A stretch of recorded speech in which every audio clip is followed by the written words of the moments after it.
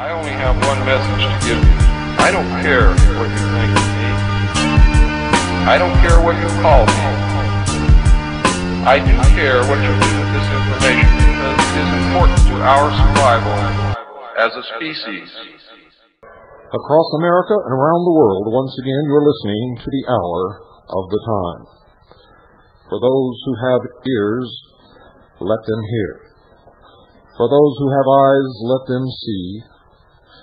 And for those who have a brain, let them think.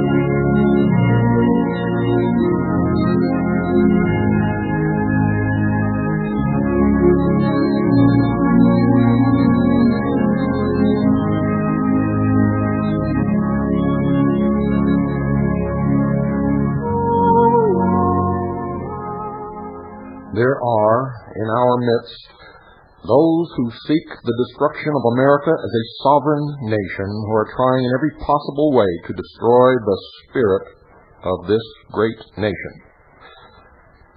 But, ladies and gentlemen, there are also many who are still American in spirit.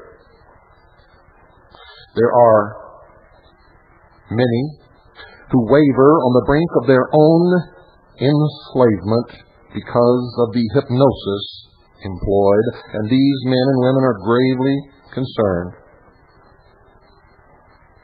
During every speech and every workshop that I make, as I travel around this great nation, I'm asked questions, one of which is, it is constantly stated by those who are trying their best to keep nationalism active in the hearts of Americans that the patriot loves his country and endeavors to serve it, that such love of country should be universally esteemed a virtue. Is this true? It cannot be contradicted, dear listeners, that the Englishman is intensely partial to his country. He's a nationalist from the toes of his feet to the top of his head. And this is true of every citizen of nearly every civilized country in the world. And of course, it is accepted by all the world as natural, normal, and to be encouraged. It is only in America that many who think themselves American permit hordes from foreign countries to make every effort to root out this Americanism and to destroy nationalism. Even those who have, through their heritage and their history, become as American as every other, see themselves as something else: Irish American, East European Jews, African American, and I tell you, there is no such thing. You are American or you are not. If nationalism or love of country is desirable in countries which America helps to support, certainly it must be good for loyal Americans. And I go one step farther. You see, I do not believe in my country, right or wrong. I believe in the ideal of America. I believe in the principles and ideals upon which it is based, the foundation upon which it sits, the Declaration of Independence, the Articles of Confederation, the Constitution of the United States of America, and the first 10 amendments to that document known collectively as the Bill of Rights.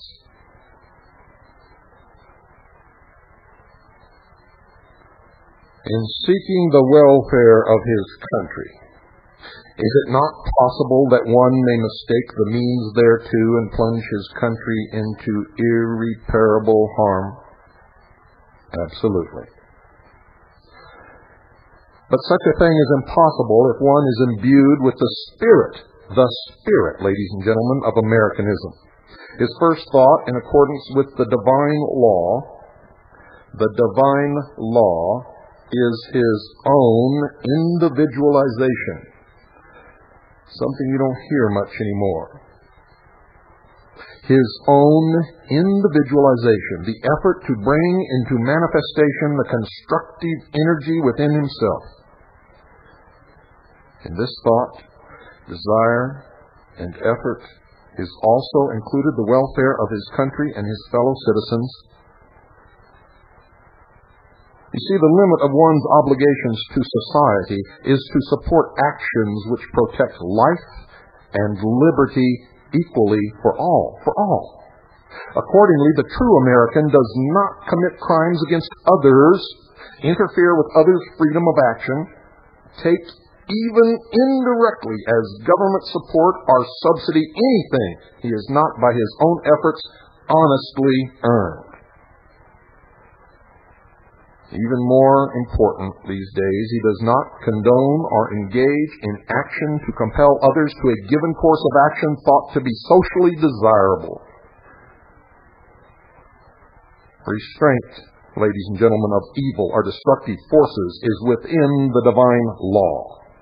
Compulsion of any kind is against this law. Man must have a free will choice. Under this law, no one, although he may have the power and authority to bring about enmity between his and other countries or interfere with them, may wage war except in self-defense. This was the basis of the Constitution of the United States of America. It expressly forbids standing armies except in time of invasion or insurrection. And it limits the funding of those armies to a period of only 2 years. The only constitutionally standing force is the United States Navy. And it stands simply to protect the vessels of trade belonging to the citizens of this great nation. You didn't know that, and I know you didn't know that. If you have a copy of the Constitution, if you read it, it will become plain to you. It is as plain as the nose upon your face if you would just read it.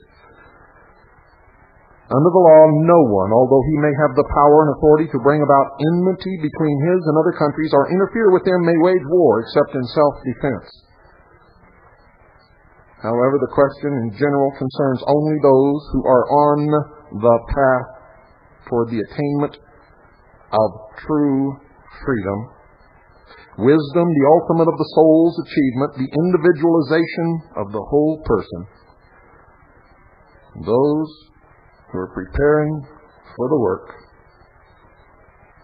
for freedom, and not the enslavement planned for them by the Ark Destroyer and his ambassadors, now so active. It must be accepted as a maxim that man cannot be entirely free until he succeeds in individualizing himself and is able to stand alone, meeting all conditions and all forces as they confront him. In modern times, Admiral Byrd might be cited as one example, living as he did, alone for many months, thousands of miles away from all of his fellow men. However, no one should be bold enough to form an opinion on what took place in his mind and soul during those months while alone and suffering from a grave illness. He was forced to depend solely upon his own resources. How many of you are able to so function? Another example of individualization and the attainment of freedom was that of Bunyan, who, given the choice of recanting his opinions and his teachings or being incarcerated in an indescribable dungeon, chose the dungeon. He might, like millions of others, have chosen physical freedom by denying the soul's spiritual destiny. This would have made him both a craven coward and a victim to a constantly accusing conscience, much like what happens to me when I try to shirk my duty as a messenger to the world. But he took advantage of his isolation to create the immortal masterpiece called Pilgrim's Progress. It was a volume that earned him undying fame and ultimate physical freedom. Those who imprisoned him did not succeed in enslaving him, nor in destroying his individuality, and are long since passed into the silence and forgottenness of all evil ones who then as now, being in temporal power, foolishly think they can accomplish what no others could. Like those of the past, they also will soon be forgotten or mentioned only with derision and hatred. Many Americans believe Patrick Henry, the first to voice the inner feelings of man, that it is far better to die in an effort to be free than live and be a slave to tyrants. But the idea, dear listeners, is as old as organized society and was well developed 2,000 years ago. There were those who lived during the life of Jesus Christ, called the Nazarene, and labored for the welfare of mankind, who clearly foresaw the shadow of tyranny that was to follow in coming ages and forewarned future generations. Unfortunately for mankind, throughout the ages, and more so today in the present, few have ever heeded the warning until it was too late, and then they proved too weak to free themselves from the shackles which they had permitted to be forged, enslaving themselves. Apollonius, who is believed to have been active during the lifetime of Jesus and taught the law of individual freedom and spiritualization, traveled over much of the then known world, preaching, healing, and teaching that, quote, wise men must be ready to lay down their lives for their beliefs. Freedom is a faith based on a spiritual concept to which all men, both sages and laymen, must cleave, unquote. Many of you have called this broadcast a ministry, and I have clarified that for you by telling you this is a ministry of freedom.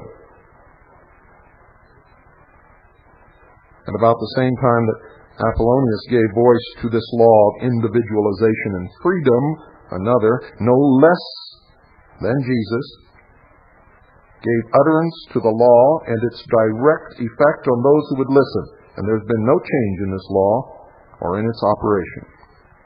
He said, and I quote, "But whoso looketh into the perfect law of liberty, and continueth therein, he being not a forgetting bearer, but a doer of the work, this man shall be blessed in his deed," unquote. James chapter 1, verse 25. Today, these are comparatively few in number, as was foreseen and indicated by the statement, quote, "Many are called, but few are chosen," unquote. Matthew chapter 20, verse 16. This has reference to those who are trying to follow the precepts of Jesus Christ, the Nazarene, Apollonius, and the sages, wise men of all times, of all ages, in their efforts to become the selected, the spiritually conscious, but fail to realize that there can be no freedom unless they so obey as to individualize themselves. You see, peace between men cannot be established by legislation or force as long as there is enmity between brother and brother. We must make effort to establish peace between ourselves, bearing in mind the question, quote, "What is that to thee?" unquote. What other men do, follow thou the law, and all will be well with thee.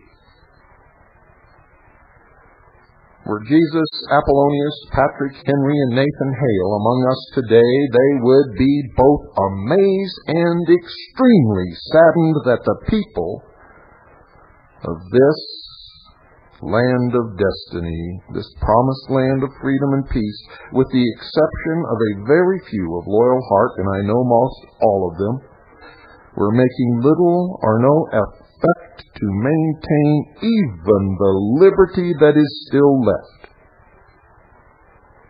They gradually are being destroyed as certainly as in the preceding dark ages, believing in their short-sightedness and ignorance that such a thing cannot happen here or to them. We doubt if our founding fathers would be at all surprised that in this hour of man's inertia and inattention, and the hour approaching the crisis, that the old devil had let loose his most prized co-workers to work without ceasing toward the debasement of the citizens of a once great people, to enslave them, and that these agents make no secret whatsoever of their mission. Stop calling it a conspiracy. I have proven over and over again that all is in the open. All is available to anyone who wishes to look. You see, dear listeners, the war of Armageddon is now actually in progress, but has not yet reached its greatest activity. It's not a war in the usual sense. And if you read chapter 1 of my book, Behold a Pale Horse, you understand that it is a silent weapon war. It is, in fact, a quiet war for silent weapons.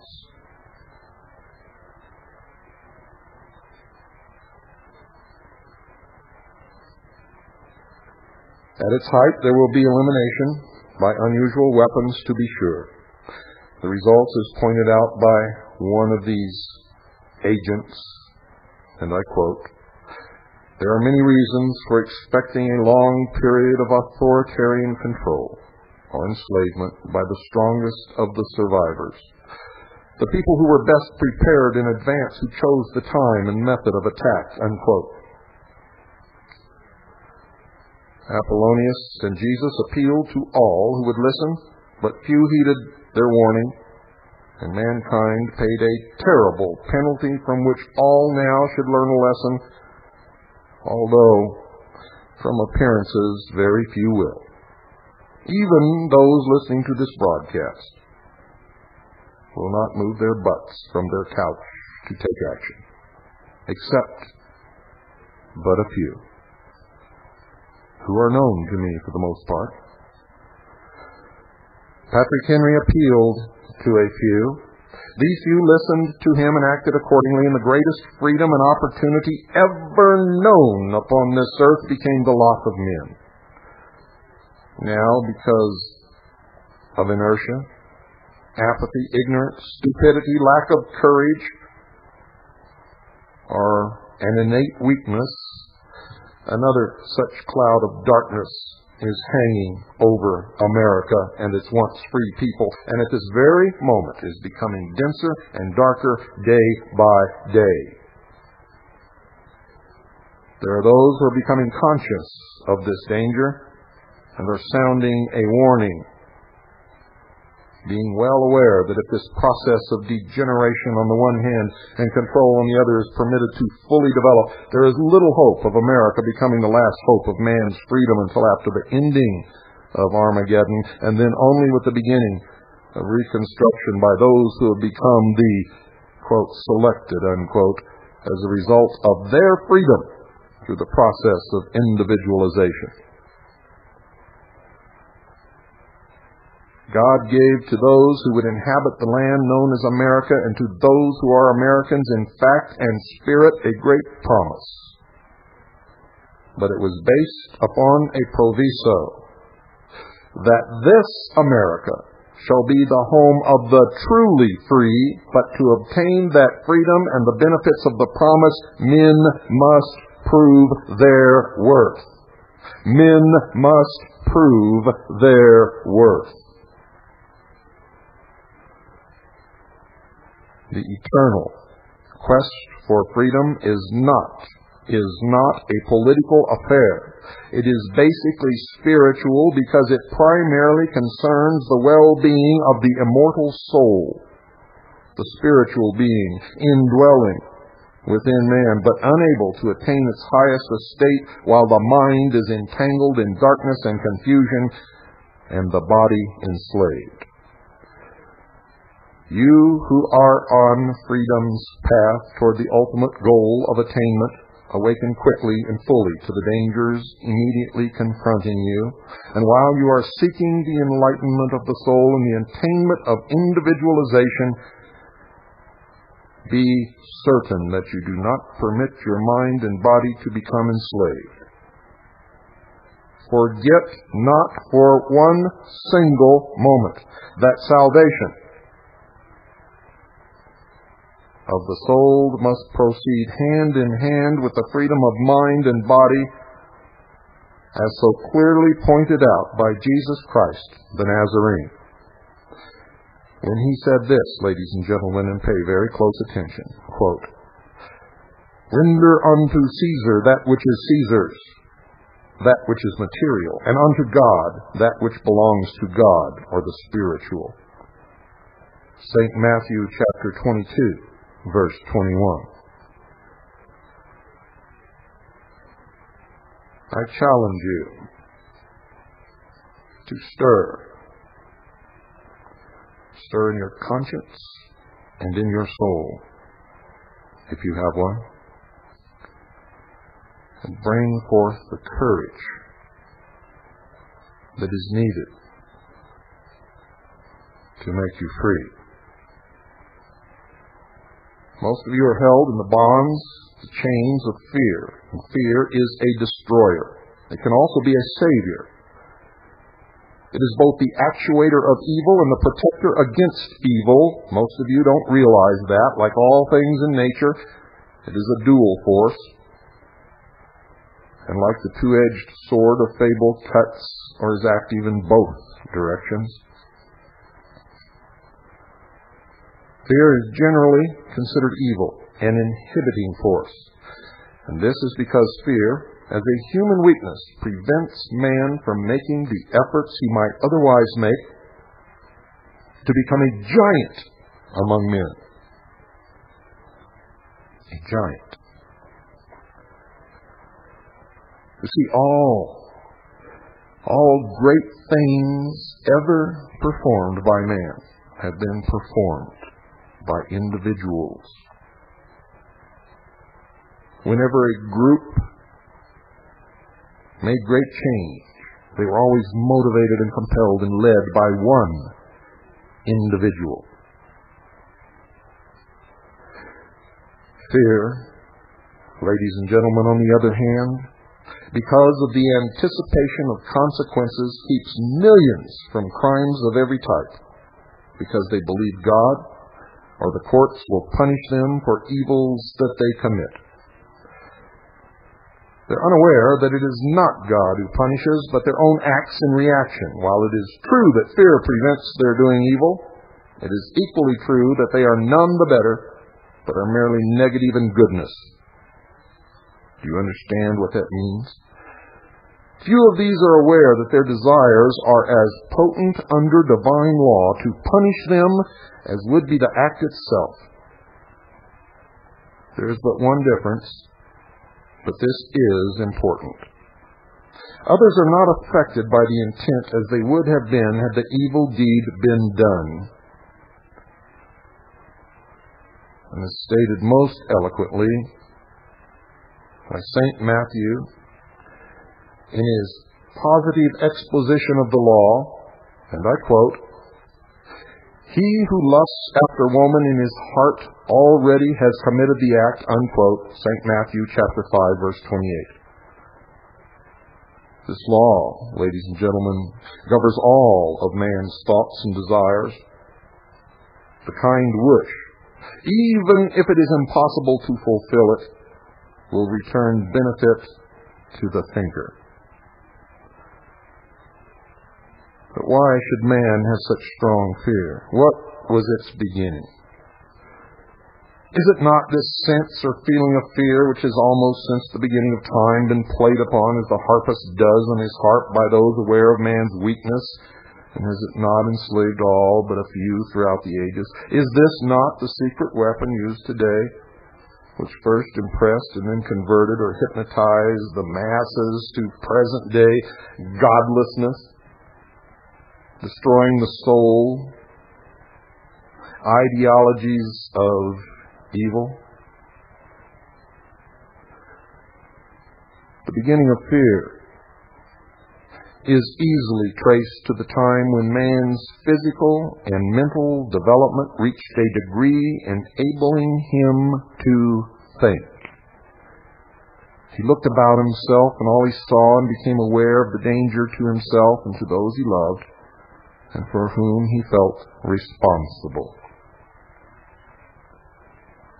Danger confronted man wherever he looked, and he was immediately conscious that if he desired to live, if he wanted to protect those associated with him, he would need to find a means of defense. Henceforth, the greater portion of his thoughts was based on fear and foreboding of what might be, and a means of protection against it. You see, this fear sense became an integral part of him, and when one source of danger was removed or overcome, there immediately was another. For man's mind is fertile. As the sources of danger changed, so must the means of defense. Throughout the early ages of man, his consciousness was different from that of other sentient creatures. His defense was based on some form of battle. Then in later ages came formal war to threaten life, and still later appeasement based upon craftiness.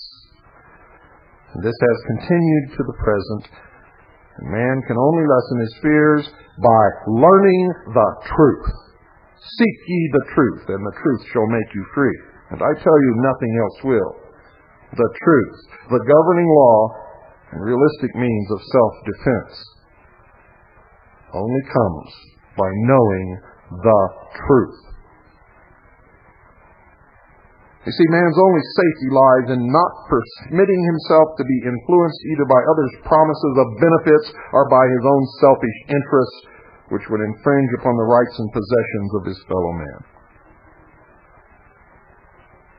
Fear can only be eliminated by refusing to be selfish or trying to obtain possessions of any kind except by faithful service and effort, by production and refusal to accept any subsidies not based on exchange of equal value. To do otherwise is to become enslaved. One immediately arouses the ever-present innate fear of reprisals or being made to pay later, and possibly unable to do so.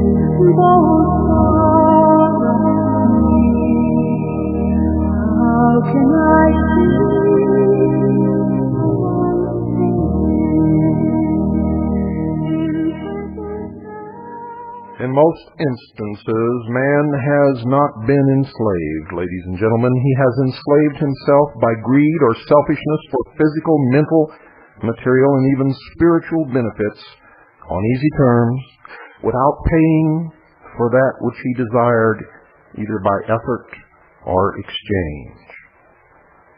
The classic example in all betrayals of manhood and freedom is that of Satan, in effect the devil, attempting to entice Jesus the Nazarene on the Mount. Jesus was wise in his knowledge that it is impossible to obtain something for nothing without payment, thus becoming enslaved. You all misunderstood what you read. I'm telling it to you straight now. Jesus was wise in his knowledge that it was impossible to obtain something for nothing without payment, thus becoming enslaved.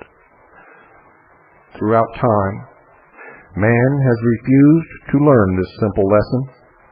He remains by nature a gambler and foolishly believes that he can do that which no other man has been able to do.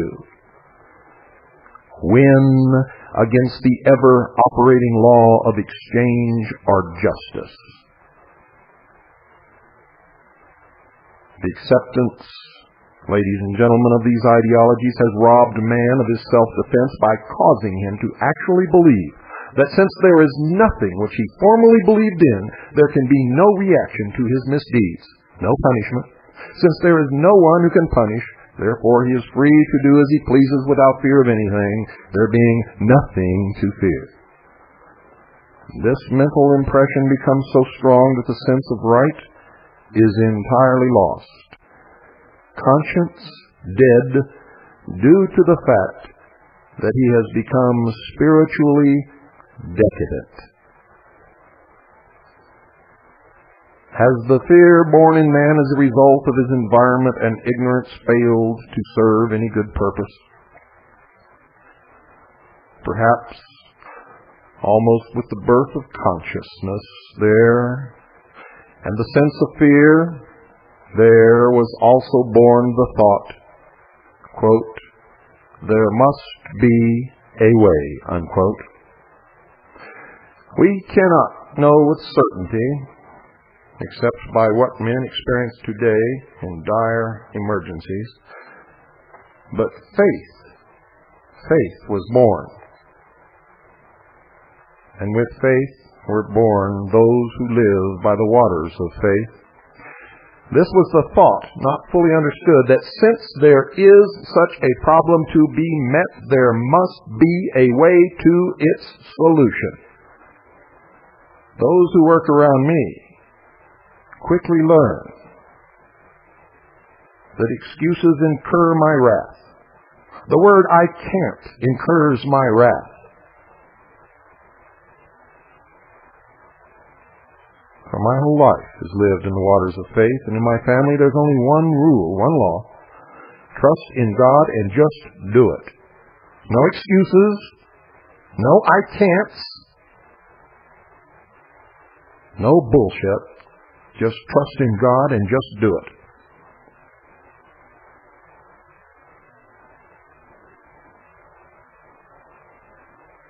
This thought or faith gave birth to courage, and the determination to win.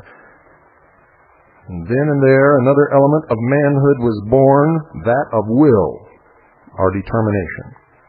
Those of you who believe that everything on this earth was preordained are fools playing a fool's game. For if it is true, then life and religion and God and man are just the butt of a great joke, and someone is laughing loudly somewhere.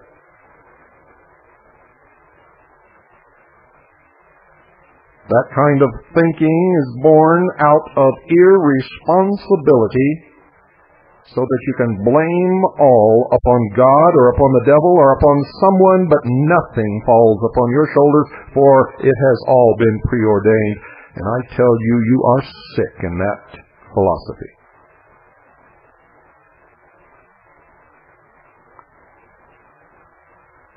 Faith gives birth to courage and the determination to win. And another element of manhood is born with that determination and that of will. In the beginning, so we believe, there was no temper to mislead men by false and destructive promises of an easier way. For man was on his own. He was forced to find ways and means, and in his efforts a manhood akin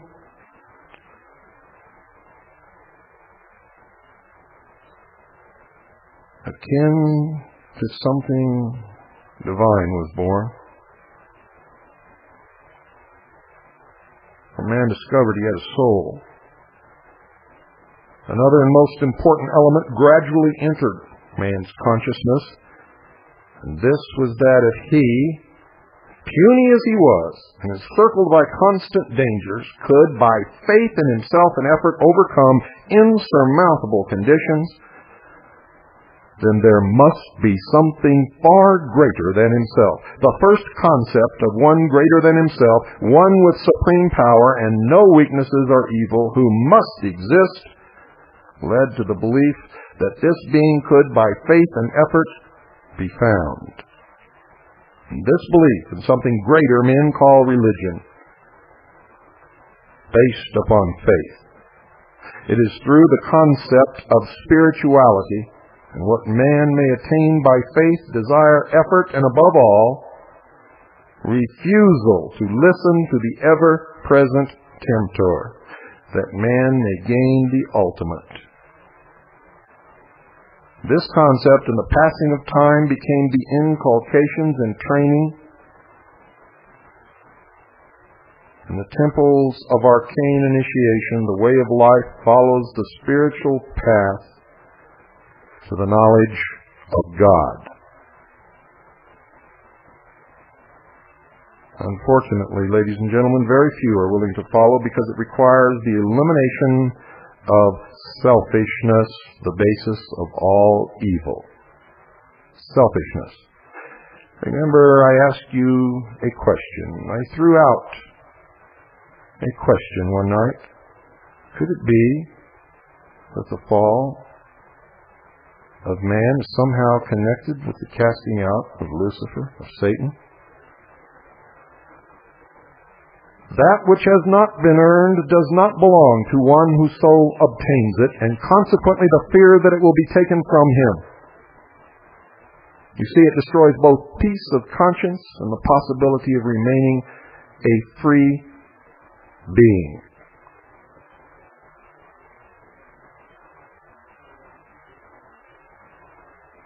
You might ask, is it not generally accepted that self-preservation is the first law of life? If such a law exists, as man's experiences must lead one to believe, does this not support the idea that man is no more than a warring creature, constantly engaged in self-defense, hence some form of destruction, which can hardly be considered spiritual?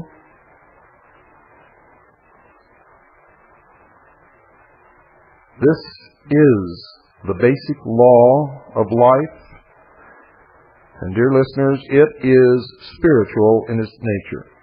If man failed to do everything in his power to protect his life, as a result of such neglect lost his life, then the destiny for which the soul came to earth would end there. Without life, a body or medium to function through, spiritual attainment would be impossible, ladies and gentlemen. Spirituality would then be forfeited. You see, if man's life was threatened without cause on his part, and he failed to do everything in his power to prevent death, he would then be guilty of three actual crimes. He would first of all permit the enemy to commit murder. Next, he would be committing suicide by failing to protect the most precious possession given to man by his Creator. And worst of all, he would end whatever his destiny might be, the purpose for which body, mind, and life had been given to him. And I believe it's to learn something.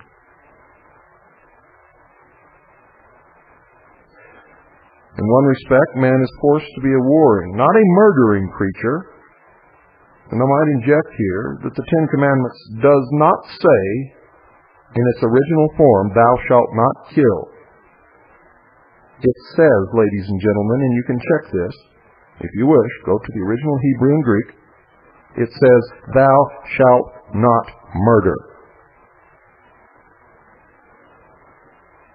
So in one respect, man is forced to be a warring, not a murdering creature. From his birth, the law of self-preservation forces him to be on guard against every inimical force attempting to destroy him by one means or another.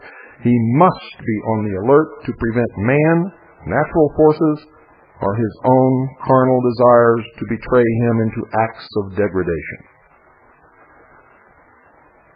Man is a warring creature, but his war, I tell you, his war is an honorable one. It is one of protection. First himself, so that he may protect those he is responsible for, but in doing so must not take unfair advantage of others, nor be guilty of unrighteousness. The nature of this was and is actually spiritual. It is the battle of righteousness against evil. It is a war biblically spoken of as taking place in heaven because it is waged within man's spiritual nature. He fights to fulfill destiny and to finally create heaven on earth for himself and others who follow. By the war of righteousness, wherein there is no selfishness, he attains the consciousness which makes him a man, knowing both good and evil, having chosen good to attain the promised sonship. Notice, you must choose. You must choose. Each and every one of you listening to this broadcast tonight must choose, and you must choose very quickly. You might ask, is there actually a need for some form of evil in the life of man? Was this, together with some form of fear, ordained in the beginning? And I say nothing has been ordained, but if the divine law is to be fulfilled in the life of man, then it is certainly necessary that he, according to sacred concepts, become a crusader in God's cause and not exist as a negative, effortless, uncreative, unproductive creature. A leech, a parasite upon the rest. The first command is that he must become a man in the true sense of the term, and this implies that he must prepare himself to meet the enemy that is ever alert to destroy the best that he has created. He must meet evil as the soldier meets the enemy. Doing this in the righteousness of his conscience neutralizes fear. Many of you call and ask me, Bill, aren't you afraid? My answer has always been and always will be no. No, no, and no.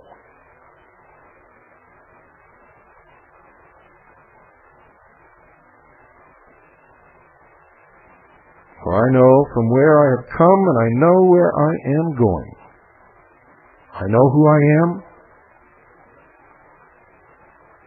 and I know that I possess a soul. I fear the actions of no man. I fear the judgment of no man. I fear only the judgment of my God. And I know that if I am doing what is right, I need not ever fear that judgment. And therefore, I am not afraid.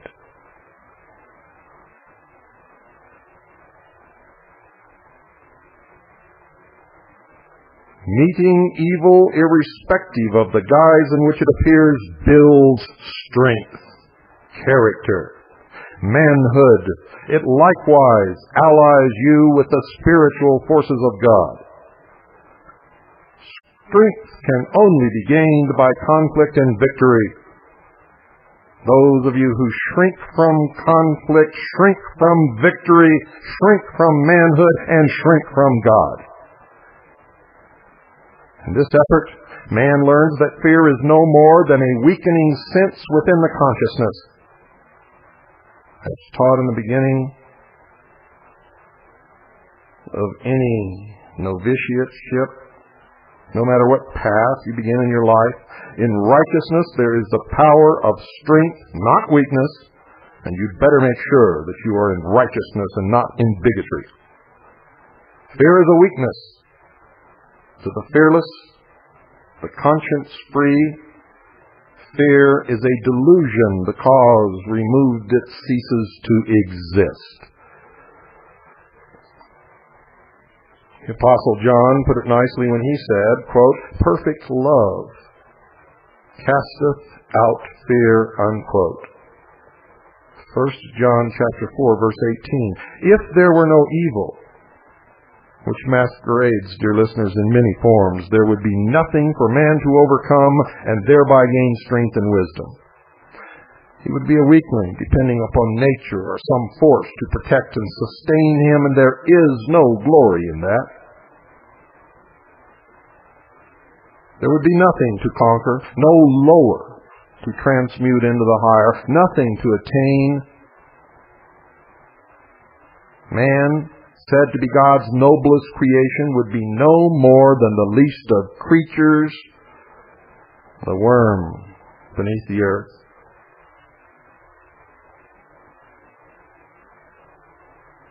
Until man gains wisdom, fear in some form is essential to his existence on this earth, but for the sense of fear is a protector, man would fail to take precautionary measures against the many forces in the world, forces that we call evils, because in one manner or another they are of a destructive, misleading, debasing nature.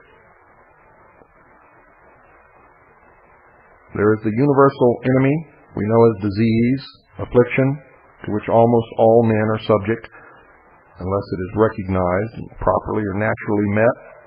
It destroys man, even in his youth, ends his usefulness, and prevents his attainment.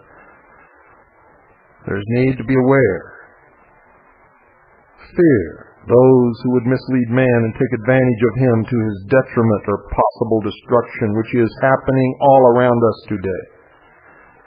Fear, even if based in ignorance or ignobility of nature, induces him to exercise caution, be on the defensive, and will at least partly prevent his committing evils which would reflect back upon himself and prove his undoing. That is the gnawing in your gut that you tell me about as I travel around this country. Bill, something is wrong. I feel it in my gut.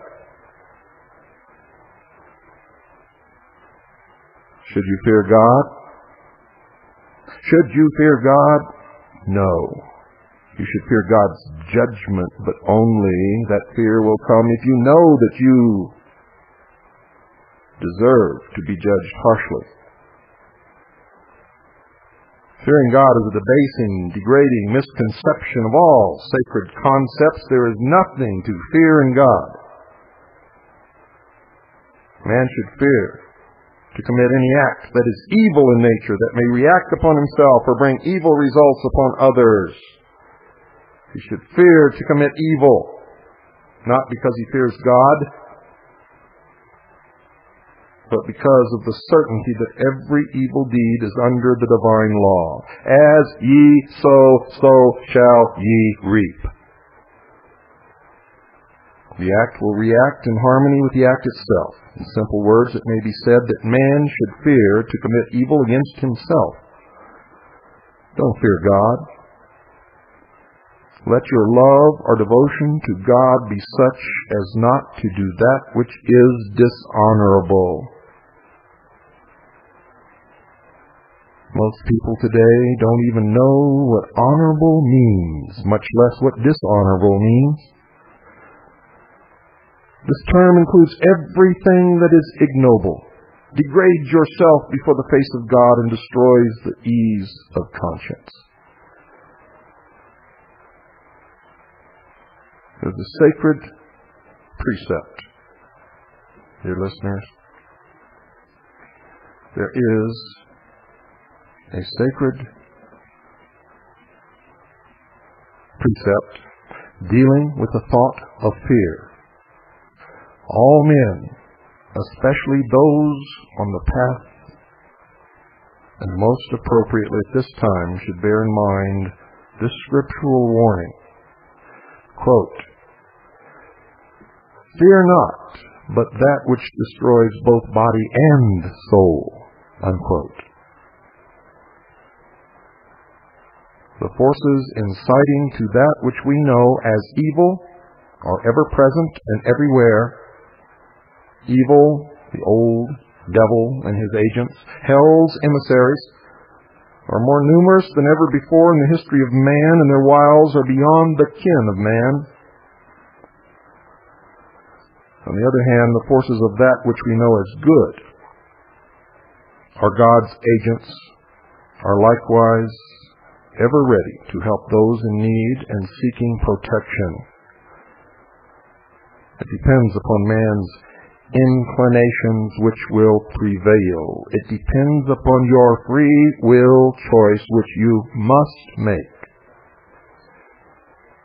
Evil cannot enter when good is installed.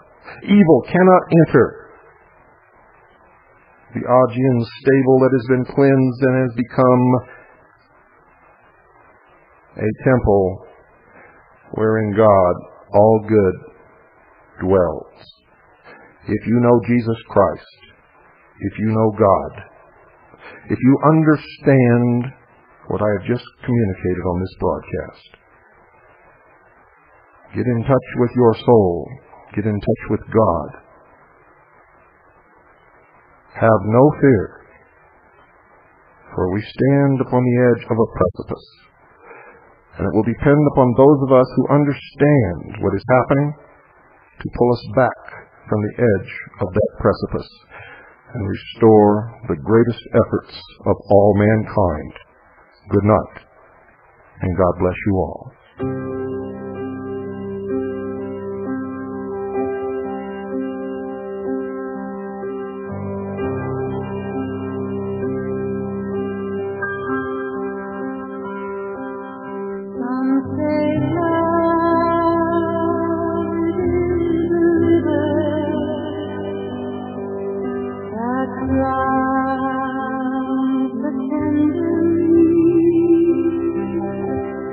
Some